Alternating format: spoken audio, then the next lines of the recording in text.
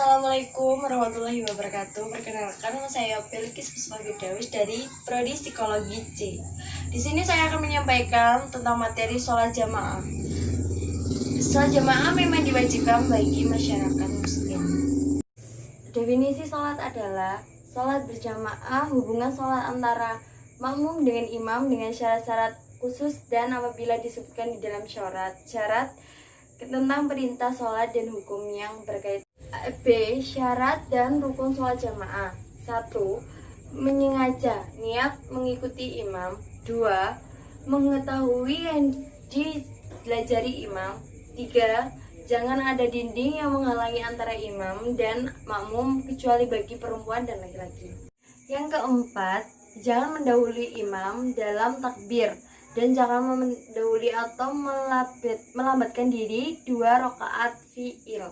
Yang kelima, jangan terdepan dari tempat imam. 6.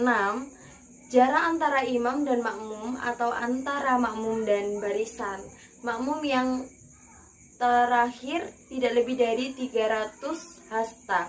Yang ketujuh, salat makmum harus dengan salat imam, misalnya sama-sama zuhur, qashar, dan jamak dan sebagainya. Ada juga rukun sholat jamaah. 1. Islam, karena itu adalah syarat utama dalam pendekatan diri seorang hamba kepada Allah. Yang kedua, akil berakal bila orang gila sebagai imam, jadi maka sholat berjamaah itu tidak sah. 3. Balik, perbuatan mereka tidak dicatat sebagai kebaikan maupun keburukan. Orang gila yang kehilangan akal atau kontrolnya sampai ia sadar, dan orang tidur sampai ia bangun, dan dari anak kecil sampai ia balik. 4. Laki-laki imam sholat berjamaah harus seorang laki-laki, dan wanita tidak boleh menjadi imam bagi laki-laki. 5. Qori, bacaannya meneruskan syarat membaca. Imam harusnya orang yang mampu membaca dengan Al-Quran dengan baik. Hal-hal yang membatalkan sholat jamaah. 1. Berhadas besar maupun kecil. 2. Terkena najis yang tidak bisa dimaafkan. 3. Terbuka aurat. 4. Mengubah niat, misalnya ingin memutuskan sholat. 5. Berkata-kata dengan sengaja walaupun dengan satu huruf yang memberikan pengertian. Bergerak berturut-turut 3 kali seperti melangkah dan berjalan sekali yang bersangatan. 7. Menambah rukun yang berubah berdahan seperti rukun dan sujud. 8. Tertawa terbahak-bahak. 9. Mendahului imam dan rukun. 10. Murtad, keluar dari Islam. 11. Membelakangi kiblat. Hikmah sholat berjamaah. Sholat bisa menghapus segala kejelekan seorang hamba dari Allah, akan menghapus dosa-dosanya yang telah lalu dan dosa yang diperbuatnya di antara 2 waktu sholat. Di antara sholat yang 5 waktu dan dari sholat Jumat ke sholat Jumat berikutnya, dan dari Ramadan ke Ramadan berikutnya adalah merupakan waktu untuk melebur dari di antara setiap keduanya dengan syarat apabila menjauhi perbuatan dosa besar. Salat merupakan sebab utama dimasuknya seseorang dalam surga. Menemani Nabi Muhammad SAW, diriwayatkan oleh Rabi'ah bin Ka'abah akan berkata, aku pernah bersama Rasul membantunya menyediakan air wudhu dan mengucapkan keperluan. Kemudian beliau berkata kepadaku, mintalah kamu. Maka aku menjawab, aku minta untuk bisa menemani di surga. Beliau menjawab, apabila tidak ada permintaan yang lain. Aku menjawab, hanya itu yang aku minta. Kemudian beliau bersabda, berbanyak sujud supaya aku bisa menolongmu kelak. Saya akan membacakan pertanyaan, 3 pertanyaan saja dengan jawabannya dan dari dosen juga. 1.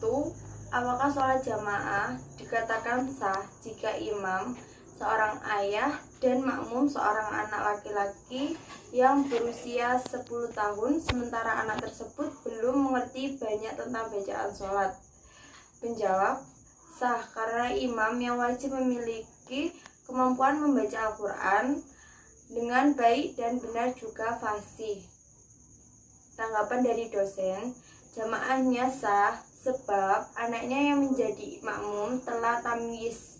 Di antara ciri anak yang mumayyiz, dia bisa membedakan antara yang baik dan yang tidak baik. Dia sudah merasa malu ketika tidak menutup aurat.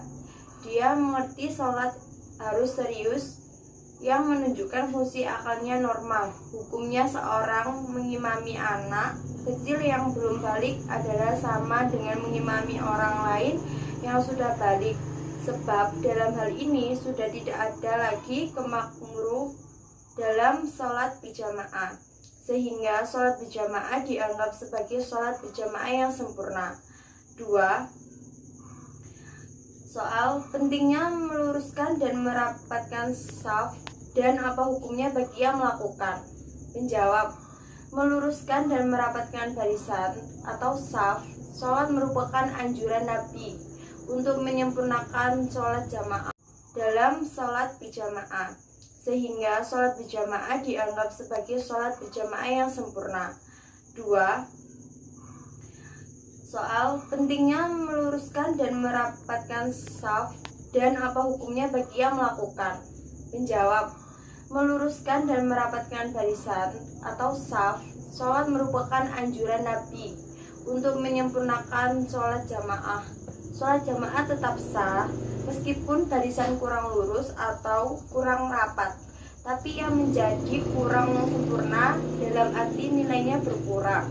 Tanggapan dari dosen, lurusnya sholat dan rapatnya barisan adalah syarat sempurnanya sholat.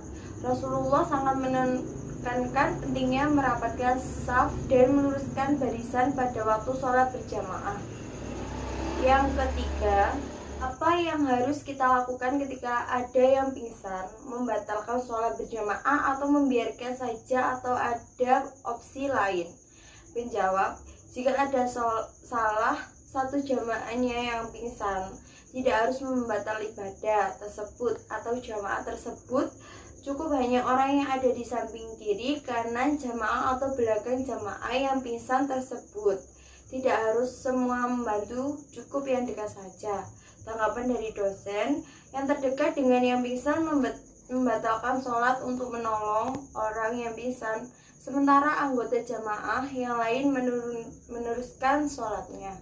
Kesimpulan dari sholat jamaah adalah, sholat jamaah ialah sholat yang dikerjakan secara bersamaan, sedikitnya terdiri dari 2 orang yang mempunyai ikatan yang seorang dari mereka menjadi imam dan yang lain menjadi makmum, dengan syarat-syarat yang ditentukan di mana makmum wajib mengikuti imam dari mulai takbiratul ihram sampai salam.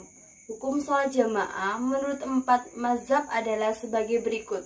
Menurut Hanafiyah dan Malikiyah, hukumnya sunnah muakkad bagi laki-laki yang dewasa, sedangkan bagi wanita dan anak-anak, orang gila, hamba sahnya, orang sakit, orang tua, renta atau kaki tangannya cacat, maka hukumnya tidak wajib.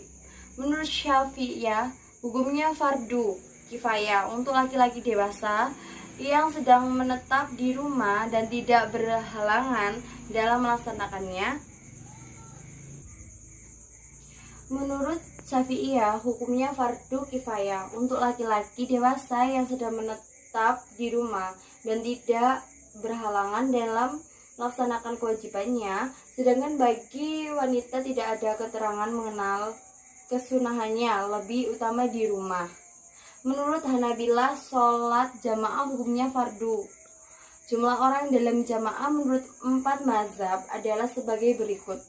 Menurut Syafi'iyah dan Hanafiyah, jumlah jamaah yang paling sedikit adalah 2 orang terdiri dari 1 imam dan yang 1 makmum.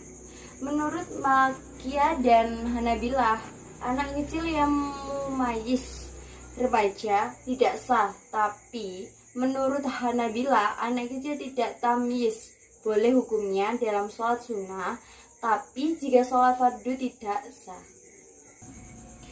Sedangkan menurut 4 mazhab di atas dapat ditarik kesimpulannya, hadirnya perempuan di masjid hukumnya boleh-boleh saja, selagi wanita tersebut tidak menimbulkan fitnah terhadap laki-laki, dan yang lebih utama bagi perempuan secara mutlak adalah sholatnya di rumah saja.